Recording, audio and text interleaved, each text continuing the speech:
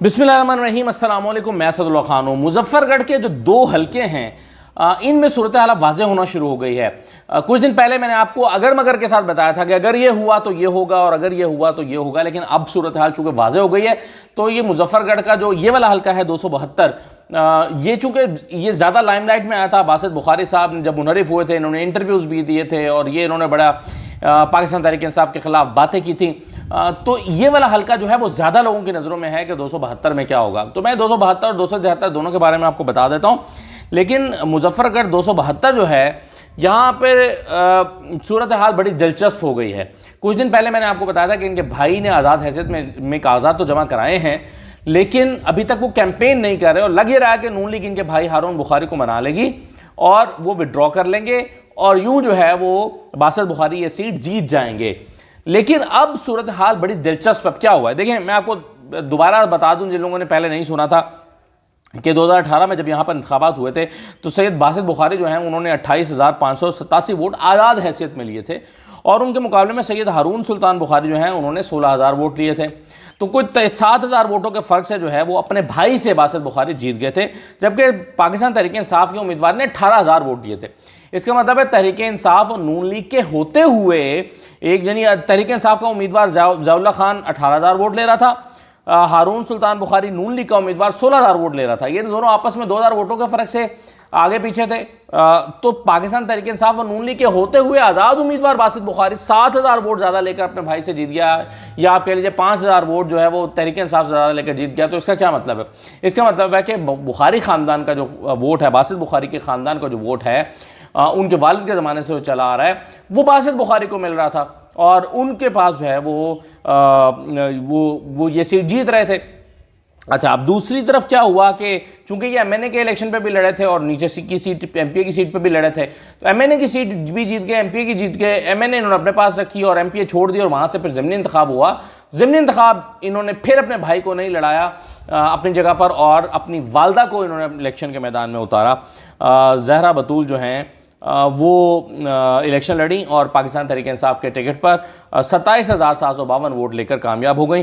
हारून बुखारी ने इस मरतबा भी 19,000 के करीब वोट हासिल किए, यानी इनके बेटे ने।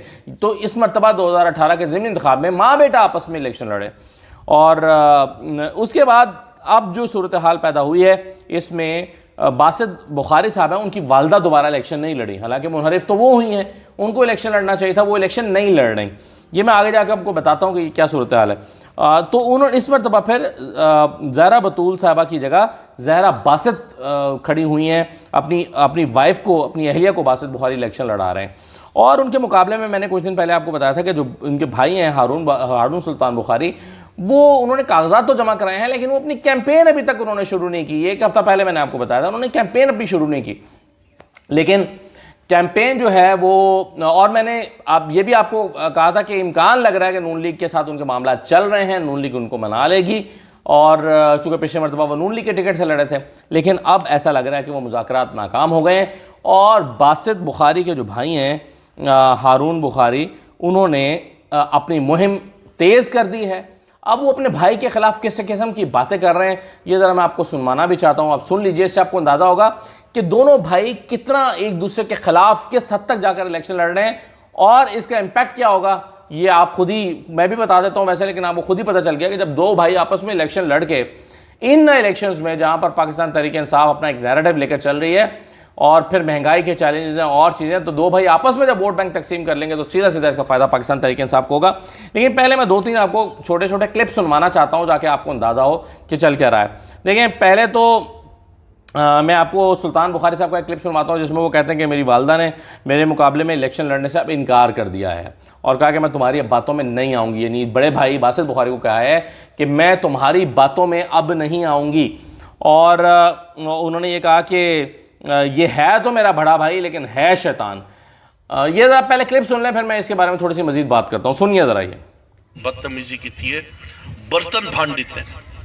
अम्मा ने आखे मैं अपने पोत्र के मुकाबले छोड़ तेरी शैतान की इतना असर ना लड़ सा इलेक्शन। ये बंदा नौज बिला हिंते बड़े भेरा काबिल एहतराम है, लेकिन ईमान नाल शैतानी काम को घाट कहनी तौबा दी जाए। अल्लाह इन्ना को बचावे। अच्छा, ये जो बाबा आपने क्लिप जेड़े सुना इसमें बाकी दो लोग- चीज़ें हैं। एक तो आपको ये अंदाज़ा हुआ कि वो ये कह रहे हैं कि मेरी वालदा जो हैं उन्होंने मेरे खिलाफ इलेक्शन लड़ने से इनकार कर दिया, यानी वो कह रही हैं कि तुम मुझे पहले भी तुम्हारे में चक्कर में आ गई थी और मैं अपने बेटे के खिलाफ इलेक्शन लड़ी थी, अब मैं नहीं लड़ती अपने बेटे के खिलाफ इलेक्शन। इससे वो ये तासुर दे रहे हैं हारून बुखारी साहब कि मेरी वालदा इस दफ़ा मेरे साथ खड़ी हैं, मेरे मुकाबले में नहीं खड़ी हैं। दूसरा, उन्होंने कहा कि ये है तो मेरा बड़ा भाई मगर है शैतान। अब जाहिर है ये ख़ानदान का वोट है और दोनों भाई जो हैं अपना अपना ज़ोर लगा के इस वोट को तोड़ने की कोशिश कर रहे हैं, लेकिन वो ये भी बता रहे हैं कि मेरी वालदा जो है वो मेरे साथ खड़ी हैं। तो यहाँ पर अब दोनों भाइयों का जो जोड़ है वो पड़ गया है टक्कर का, और टक्कर का जोड़ पड़ने की वजह से वोट के तकसीम होने का इम्कान यकीनी हो गया, 100% हो गया। ये वोट तकसीम होगा। अब वोट तकसीम होगा तो जाहिर है मौज़म जतोई यहाँ पर इसका फ़ायदा उठाते हुए जीत सकते हैं।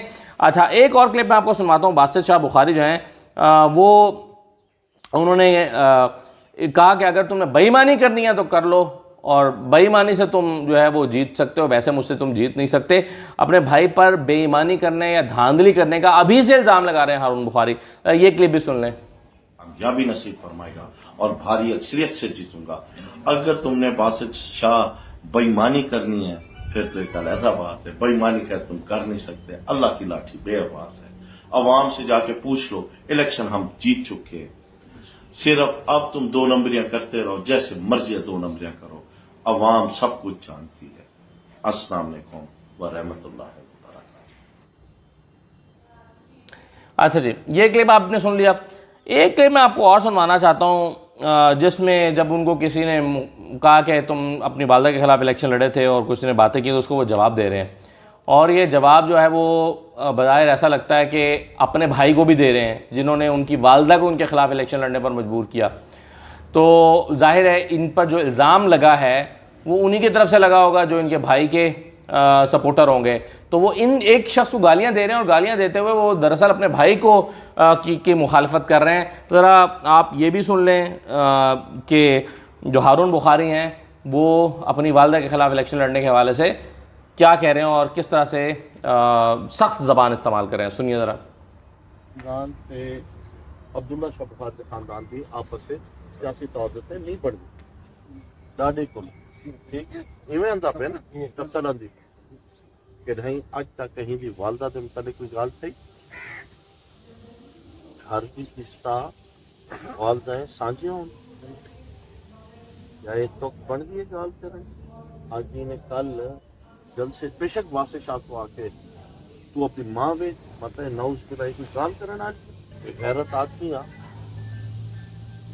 कमीने आ ते तू गैरत कह नहीं, तू सरदार दी लगता कहीं में बरासी दा पुत्र लगती बेगैरत आ। तू अपनी माँ का ना नहीं जानता, तेरी माँ रानी है। तो ये आपने सुन लिया जी।